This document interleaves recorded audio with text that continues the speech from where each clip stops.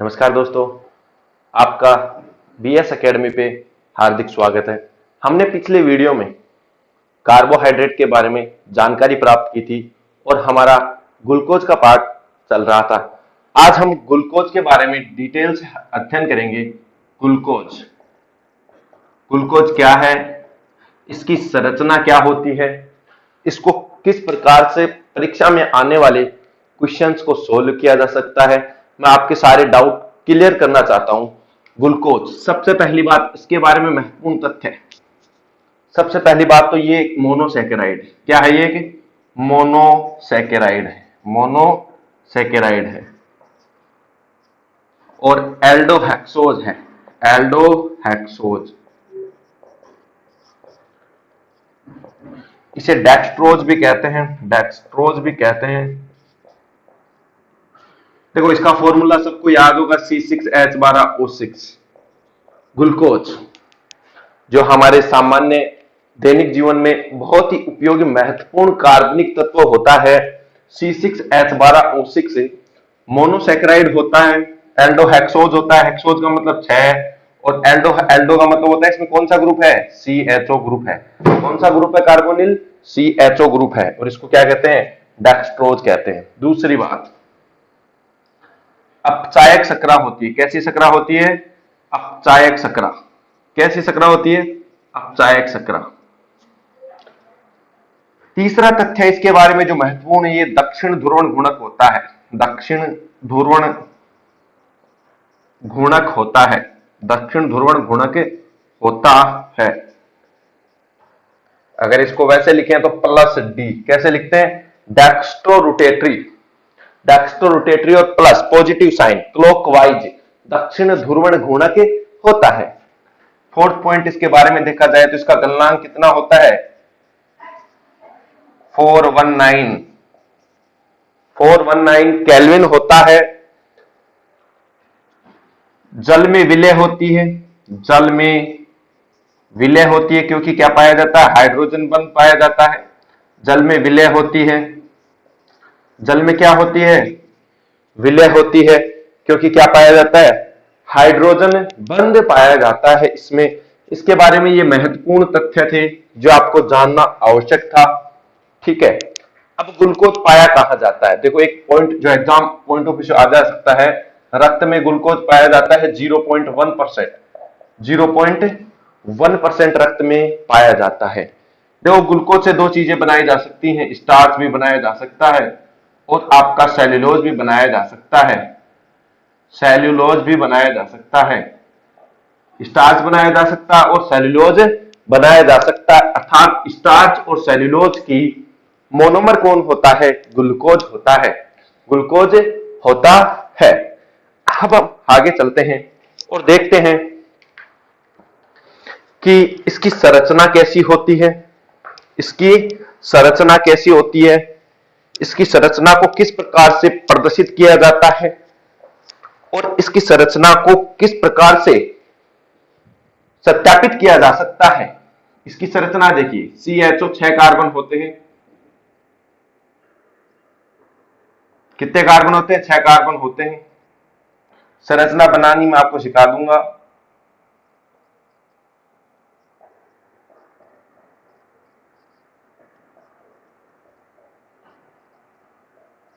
यह ग्लूकोज की संरचना होती है। यह आपके ग्लूकोज की संरचना होती है। इसे D+ ग्लूकोज भी कहते हैं क्योंकि प्लस तो आपके सामने, क्योंकि ये कौन सा होता है? दक्षिण ध्रुवण गुणक होता है। D क्योंकि इसका D विन्यास होता है, गिल्सरी एल्डिहाइड। ये D और ये D अलग अलग है। ये डेक्स्ट्रोरोटेटरी को प्रेजेंट करता है और ये एक सापेक्ष विन्यास होता है। सापेक्ष विन्यास होता है जो गिल्सरी एल्डिहाइड से आता है। ये आगे चल के आपको बताऊंगा मैं इसी वीडियो में। आगे देखिए आप, इसकी संरचना में क्या क्या होता है। इसकी संरचना में देखो, एक तो कार्बोनिल ग्रुप होता है। कौन सा ग्रुप होता है? कार्बोनिल ग्रुप होता है। और 4 क्या होते हैं? 1 2 3 और 4 क्या होते हैं? Primary alcohol. प्राइमरी एल्कोहल होता है। प्राइमरी एल्कोहल होता है।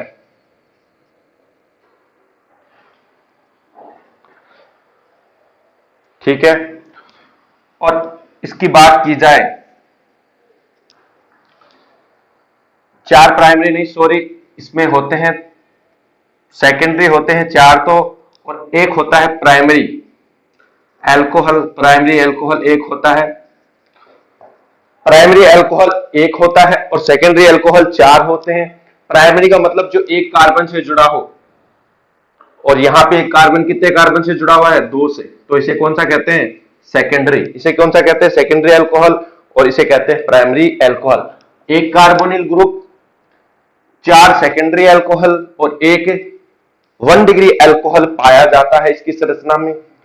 अब इसकी संरचना को किस प्रकार से सत्यापित किया जा सकता है वो हम देखते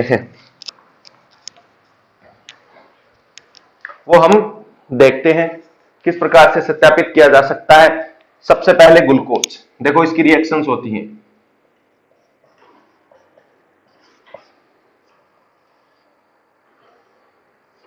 ग्लूकोज को किस प्रकार से सत्यापित किया जा सकता है, हम देखते हैं इसके बारे में कि ग्लूकोज किस प्रकार से सत्यापित किया जा सकता है। ग्लूकोज की सबसे पहले रिएक्शन करवाते हैं हम HI फॉस्फोरस, हाइड्रोजन आयोडाइड और फॉस्फोरस के साथ, तो बनता है हेक्सेन। क्या बनता है, हेक्सेन। क्या बनता है, हेक्सेन। HI और I फॉस्फोरस के साथ करते हैं तो क्या बनता है, हेक्सेन प्लस आयोडोहेक्सेन। एनसीईआरटी की बुक में केवल हेक्सेन बनाया हुआ दिखाया हुआ है, और आरबीसी की बुक में हेक्सेन और आयोडोहेक्सेन दोनों है। HI और फॉस्फोरस के साथ हेक्सेन, ठीक है। दूसरा, अगर इसकी अभिक्रिया हम सोडियम अमलगम के साथ करते हैं, sodium amalgam NaHG, sodium amalgam के साथ करते हैं तो ये बनाता है सार्बिटोल CH2OH, CHOH4 और CH2OH, इसे कहते हैं सार्बिटोल।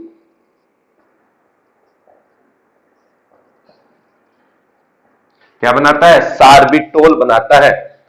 अगर इसकी अभिक्रिया हम ब्रोमीन वाटर के साथ करते हैं H2O के साथ, तो ये बनाता है ग्लूकोनिक अम्ल। क्या बनाता है, ग्लूकोनिक अम्ल। उसका फॉर्मूला होता है COOH, CHOH4 और CH2OH। इसको कहते हैं ग्लूकोनिक अम्ल। ग्लूकोनिक अम्ल क्या कहते हैं, ग्लूकोनिक अम्ल।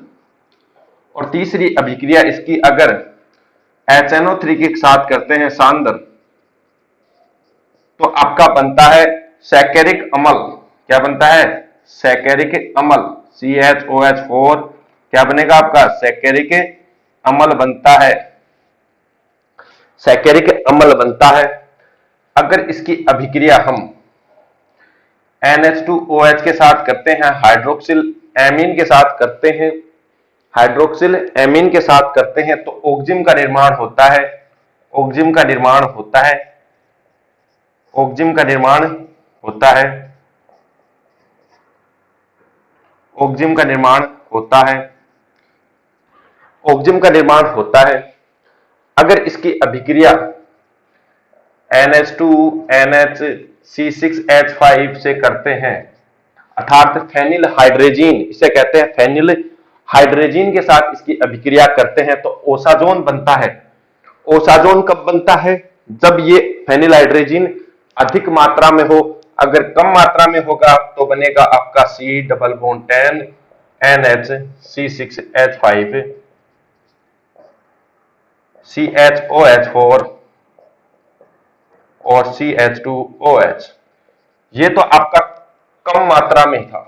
कितनी मात्रा में था, कम मात्रा में होता है तो बनता है आपका ये। अगर ये कितनी मात्रा में हो, अधिक मात्रा में, कितनी मात्रा में हो, अधिक मात्रा में फेनिक हाइड्रोजीन हो, तो आपका बनता है ओसाजोन। क्या बनता है, ओसाजोन बनता है आपका। क्या बनता है, ओसाजोन। ओसाजोन अगर अधिक मात्रा में होगा तो आपका क्या बनेगा, ओसाजोन बनेगा।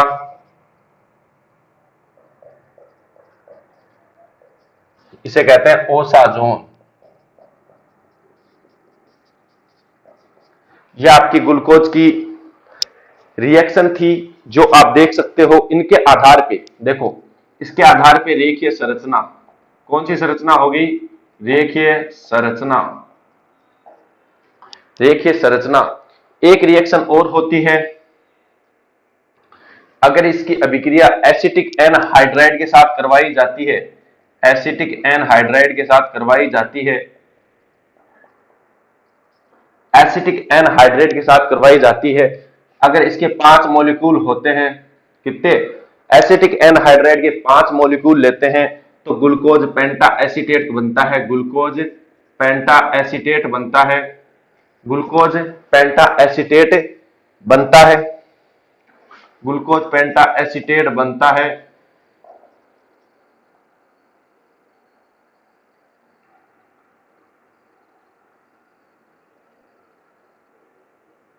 ग्लूकोज पेंटा एसीटेट बनता है। ग्लूकोज पेंटा एसीटेट देखो स्ट्रक्चर से आपको समझाता हूं कैसे बनता है। ग्लूकोज पेंटा एसीटेट बनता है। ग्लूकोज पेंटा एसीटेट बनेगा इसमें, अगर इसकी अभिक्रिया एसिटिक एनहाइड्राइड के साथ करवाएंगे, यहां पर एसिटिक एनहाइड्राइड के साथ करवाएंगे, किसके साथ करवाएंगे? एसिटिक एनहाइड्राइड के साथ करवाएंगे तो ग्लूकोज पेंटा एसीटेट बनता है। इसमें OCOCH3 OCOCH3 5 मॉलिक्यूल इनसे जुड़ जाते हैं। टोटली कितने मॉलिक्यूल जुड़ जाते हैं? 5 मॉलिक्यूल इनसे जुड़ जाते हैं। CH2OCOCH3 पेंटा एसीटेट बनता है। ग्लूकोज पेंटा एसीटेट बनता है। अब अगर इन रिएक्शंस की बात की जाए तो मैं आपको समझा देना चाहता हूं, अगर ब्रोमीन वाटर के साथ तो ग्लूकोनिक एसिड बनेगा, मोस्ट इंपोर्टेंट रिएक्शन है, मोस्ट रिएक्शन है, सीधी एग्जाम में पूछी जाती है।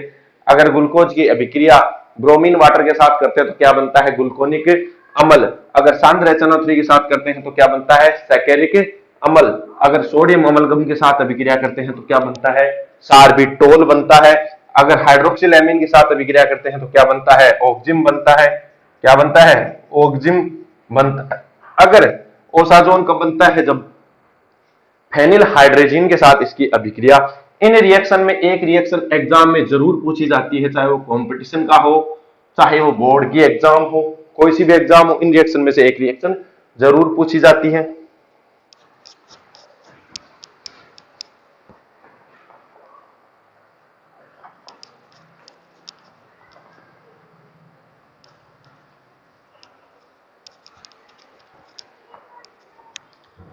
अब देखो मैं आपको एक चीज बताता हूं, अगर आपका NH2OH, ठीक है, एक था आपका NH2NH C6H5, ये 2 रिएक्शन थी। एक और हो सकता है HCN के साथ। ये 3 रिएक्शन थी। ये आपका हाइड्रोक्सिल एमीन था, ये आपका हाइड्रोक्सिल एमीन था, ये आपका फेनिल हाइड्रोजन था, और ये आपका HCN हाइड्रोजन साइनाइड। ठीक है, हाइड्रोजन साइनाइड। अगर आप कार्बोनिल ग्रुप की बात करोगे तो कार्बोनिल ग्रुप में माइनस और प्लस ये होता है, और कार्बोनिल ग्रुप रिएक्शन कौन सी देता है? नाभिक स्नेही, नाभिक स्नेही योगात्मक अभिक्रिया। नाभिक स्नेही योगात्मक अभिक्रिया कौन सी रिएक्शन देता है? न्यूक्लियोफिलिक एडिशन रिएक्शन देता है। तो अर्थात सबसे पहले यहां कौन जुड़ेगा? न्यूक्लियोफिलिक जुड़ेगा, उसके बाद में आपका कौन सा जुड़ेगा? न्यूक्लियोफिलिक जुड़ेगा, फिर उसके बाद में आपका जुड़ेगा इलेक्ट्रोफिलिक जुड़ेगा। यानी कार्बोनिल ग्रुप कौन सा देता है? नाभिक स्नेही योगात्मक अभिक्रिया। तो देखो, अगर ये आपका ग्रुप है कोई, ठीक है, अगर इसमें ये NH2OH जोड़ना है तो ये ऐसे टूटता है, NHOH, ये माइनस होता है और H प्लस होता है। तो प्लस कहां आएगा? प्लस कहां आएगा? प्लस यहां आएगा, और माइनस कहां आएगा? यहां NHOH, NHOH, और यहां से H और यहां से OH निकल कर क्या बना लेगा आपका? यहां से माइनस क्या हो जाएगा? H2O, और ये बना लेगा C डबल बॉन्ड NOH। इसे कहते हैं ऑक्जिम। इसे क्या कहते हैं? ऑक्जिम। तो कार्बोनिल ग्रुप कौन सी रिएक्शन देता है? यही सेम इसमें होगा, ये H माइनस का हो जाए, प्लस का हो जाएगा, और NH यहां से क्या हो जाएगा, ये माइनस का, ये उससे अटैच हो जाएगा। वही HCN में H प्लस और CN माइनस का, अर्थात H प्लस और CN माइनस का कौन सी अभिक्रिया देते हैं, माइनस पे कौन आएगा प्लस, और प्लस पे कौन आएगा माइनस। कार्बोनिल समूह यौगिक नाभिक स्नेही योगात्मक अभिक्रिया देते हैं, इस कारण ये आसानी से इससे जुड़े जाते हैं। अब हम देखते हैं आगे इसकी संरचना।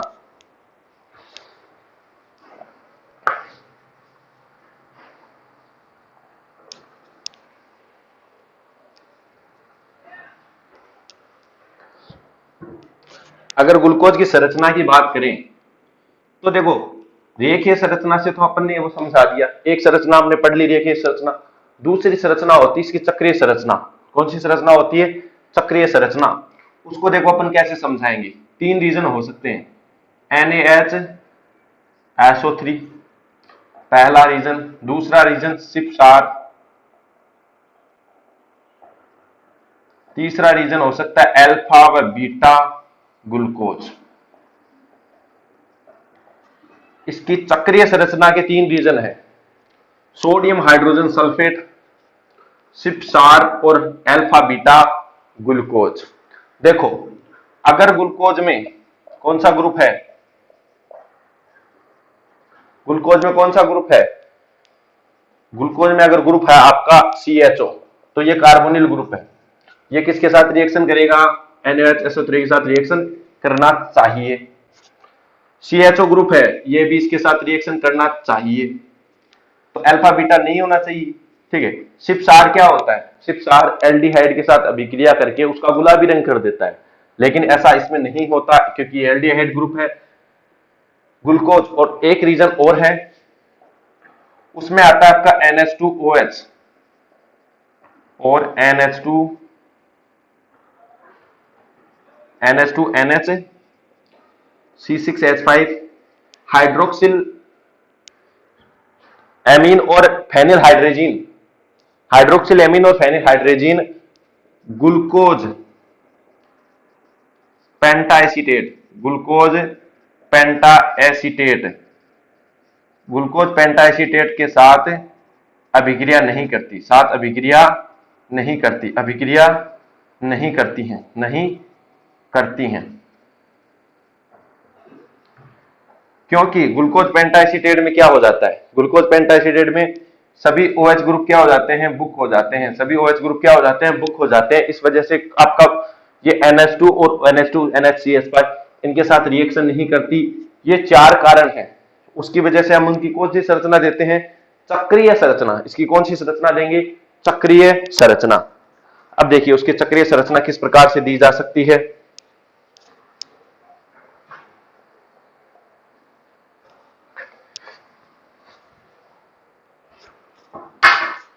चक्रीय संरचना किस प्रकार से दी जा सकती है।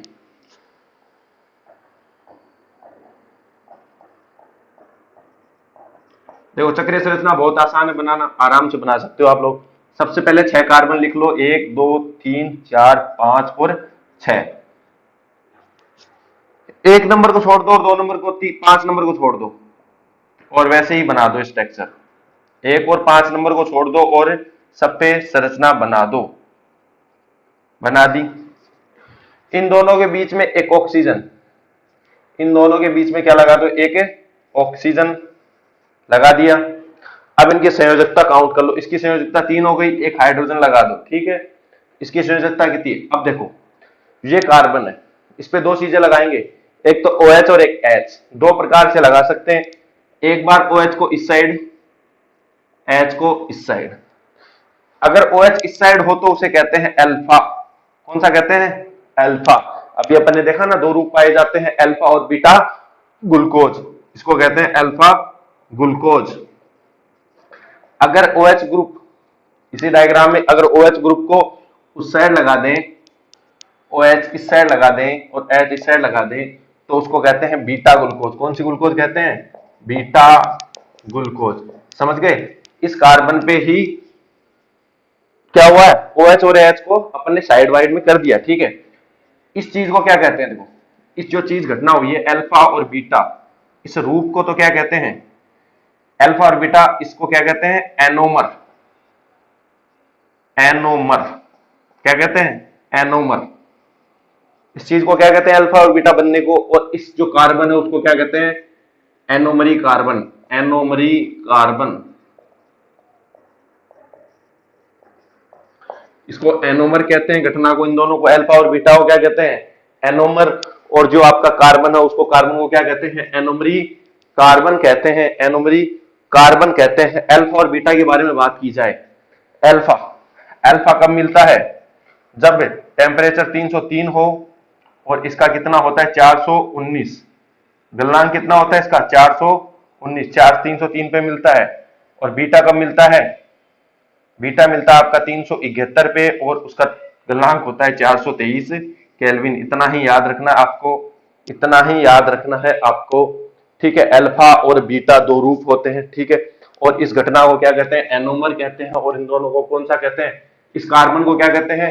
एनोमरी कार्बन कहते हैं। एनोमरी कार्बन कहते हैं।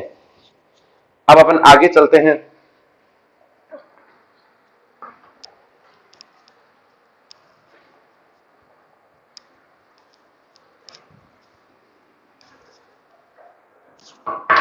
हम आगे देखते हैं कि इसकी संरचना, और इसमें एक चीज और पाई जाती है, परिवर्ती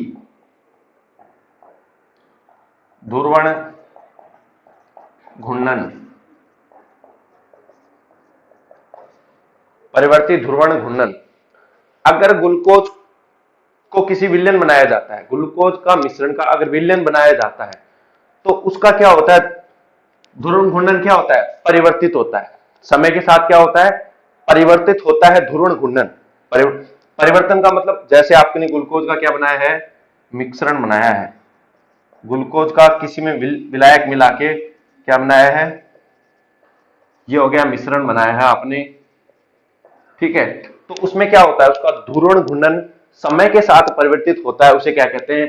परिवर्ती ध्रुवण घूर्णन या म्यूटा रोटेशन। म्यूटा रोटेशन कहते हैं, म्यूटा रोटेशन कहते हैं, या म्यूटा घूर्णन कहते हैं, परिवर्ती ध्रुवण घूर्णन कहते हैं, या म्यूटा रोटेशन कहते हैं। ग्लूकोज का अगर विलायक में विलयन मिश्रण बनाया जाता है तो क्या बनता है? परिवर्ती ध्रुवण घूर्णन। कैसे? देखो, अल्फा रूप पहले होता है 112 पे, कितने पे होता है? प्लस 112। वहां से चेंज होकर कितने पे आ जाता है? 52 प्लस पे। कितने पे जाता है? 52 प्लस पे। बीटा आपका रूप होता है, उसका होता है प्लस 19, और 19 से कहां आता है? प्लस 52 पे आता है। प्लस कितने पे आता है? 52 पे आता है। प्लस 52 पे आता है। प्लस 52 पे देखो चेंज हो रहा है ना, विलयन बनाती 112 से कितने पे आ गया? 52 पे। और प्लस का मतलब क्या होता है? दक्षिण ध्रुवण घूर्णक है, डेक्स्ट्रो रोटेटरी। प्लस का मतलब दक्षिण ध्रुवण घूर्णक, ध्रुवण घूर्णक। दक्षिण ध्रुवण घूर्णक 112 से कितने पे आ गया? 52 पे।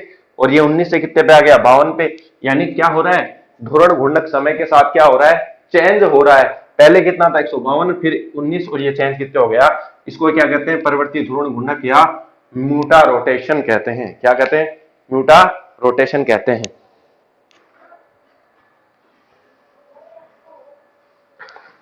अब अपन बनाते हैं ग्लूकोज की हावर्थ संरचना। ग्लूकोज की हावर्थ संरचना। हावर्थ, इसको समझने के लिए देखो,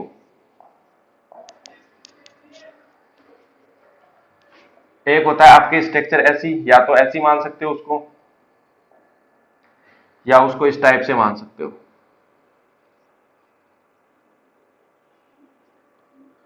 यानी इस टाइप से स्ट्रक्चर होती है। स्ट्रक्चर, इसको कहते हैं पायरेन। क्या कहते हैं? पायरेन।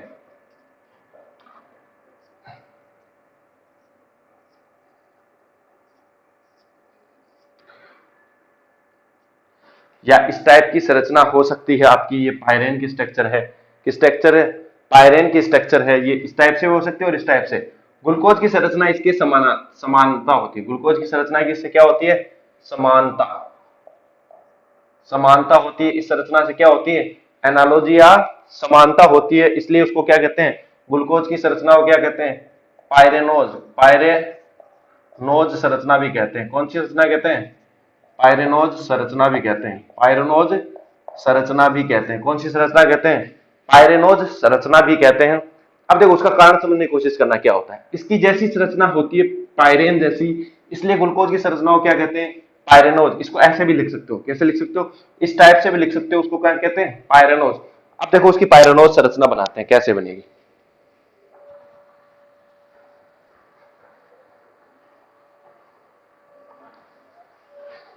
पायरेनोज संरचना बनाने के लिए सबसे पहले उसकी चक्रीय संरचना बना लेते हैं।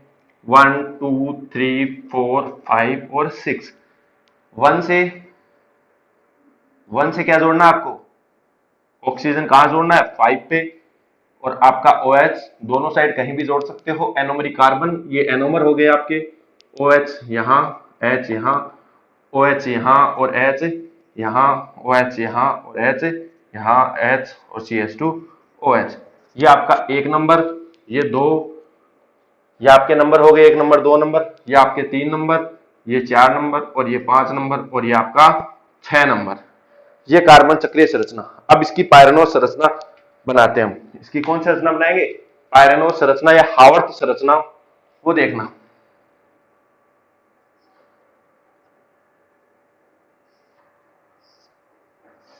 ठीक है, ऐसा बना दिया। ठीक है, ऐसा बनाने के बाद आपको करना क्या है? ये कितने नंबर पे है? 1 नंबर पे। इससे जोड़ दो। ठीक है, इससे इस टाइप से, ये आपका 1 नंबर। तो यहां पे सबसे पहले यहां पे कितना नंबर होगा? 1 नंबर। यहां से स्टार्ट करो। 1 नंबर, 2 नंबर, 3 नंबर, 4 नंबर और 5 नंबर और 6 ऊपर चला जाएगा। कहां चला जाएगा? 6 ऊपर। 6 लास्ट कौन है? ये बना दो आपका CH2OH। ठीक है, लास्ट। अब आपको करना क्या है? 1 नंबर पे देखो OH, एक बार OH को क्या लिख दो? नीचे, और H को ऊपर। 2 नंबर पे भी वही लिख दो, OH को नीचे, H ऊपर। फिर OH आ जाएगा ऊपर और H नीचे। फिर अगले वाले में OH नीचे और H ऊपर। 5 नंबर पे केवल H है तो H को ऐसे लिख दो। ये आपकी ग्लूकोज की संरचना है। कौन सी? नीचे है, इस साइड है। इसको कहते हैं अल्फा ग्लूकोज। कौन सी संरचना है? अल्फा ग्लूकोज संरचना है। ये कौन सी संरचना है? अल्फा ग्लूकोज संरचना है। कौन सी संरचना है? अल्फा ग्लूकोज संरचना है। अब वापिस से हम बनाते हैं, दोबारा से ट्राई करते हैं बीटा ग्लूकोज की संरचना को। कौन सी संरचना को? बीटा ग्लूकोज की संरचना को। बीटा ग्लूकोज की संरचना को देखिए, वही सिस्टम ऐसा बना लीजिए। एक यहां पे O बना लिया। सबसे पहले 1 नंबर यहां दो, 2 नंबर यहां, 3 नंबर यहां, 4 नंबर यहां, 5 नंबर यहां और 6 नंबर CH2OH को दे दो। ठीक है, काम खत्म। अब आपको करना क्या है? 1 नंबर पे कौन है? OH। इस बार कौन सी बनाएंगे अपन? बीटा संरचना। तो OH को इस साइड और H को साइड। अब OH को ले लो ऊपर, H को ले लो नीचे। इसमें OH वही नीचे ऊपर, इसमें OH ऊपर, H नीचे और इसमें OH नीचे, H ऊपर, इसमें H। ये आपकी हो गई बीटा ग्लूकोज। कौन सी हो गई? बीटा ग्लूकोज संरचना हो गई। बीटा ग्लूकोज संरचना हो गई आपकी। ये कौन संरचना है? बीटा ग्लूकोज संरचना है। HOH का आपको ऊपर नीचे का ध्यान रखना है, संरचना आसानी से बन जाएगी। H और OH का ध्यान रखेंगे तो आप ऊपर नीचे से। ठीक है, ये आपकी है बीटा ग्लूकोज की संरचना।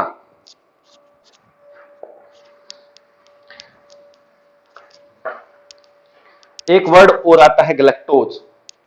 एक वर्ड आता है गलैक्टोज। देखो, गलैक्टोज और ग्लूकोज में कोई ज्यादा डिफरेंस नहीं होता। ग्लूकोज और गलैक्टोज में कोई ज्यादा डिफरेंस नहीं होता। गलैक्टोज में क्या होता है? 4 नंबर कार्बन पर OH की स्थिति चेंज होती है। क्या होती है? OH की स्थिति चेंज होती है।